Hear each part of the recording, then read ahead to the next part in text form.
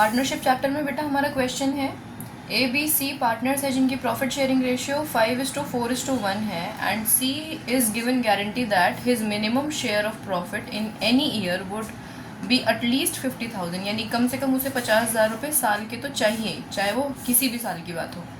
Deficiency कोई भी होगी तो वो ए और बी इक्वली बॉन्ड करेंगे, यानी जो भी उसको कमी पड़ेगी वो ए और बी दोनों मिल करके आधी आधी पूरी करेंगे।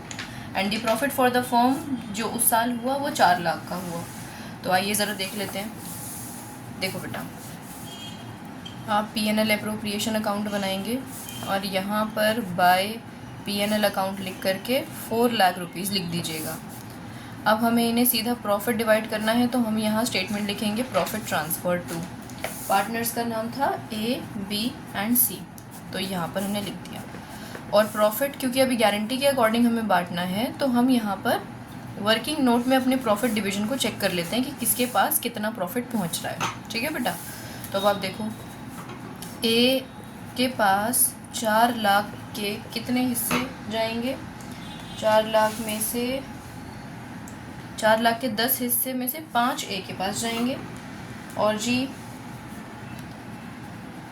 4 लाख के 10 हिस्से में से 4 B के पास जाएंगे, और 4 लाख के 10 हिस्से में से 1 C के पास जाएगा। और गारंटी किसकी है? C की। ठीक है, तो देखो बेटा 40,000 इसे मिल रहे हैं, और अगर मैं बात करूँ इसकी तो इनको मिल रहे हैं 1,60,000 और इनको मिल रहे हैं 2 लाख रुपए। ठीक है, अब C की गारंटी कितने की थी बेटा? 50,000 की। अब इसके में कितने की कमी पड़ रही है? 10,000 की कमी पड़ रही है ना, तो 10,000 इसको मिले। कहाँ से मिले? A और B ने दिए। कैसे कैसे दिए? अब प्रॉफिट शेयरिंग रेशियो में नहीं, क्योंकि इन्होंने हमें बताया हुआ था बेटा क्वेश्चन में कि दोनों इक्वली बॉन्ड करेंगे। तो 10,000 का आधा A ने दिया, आधा B ने दिया।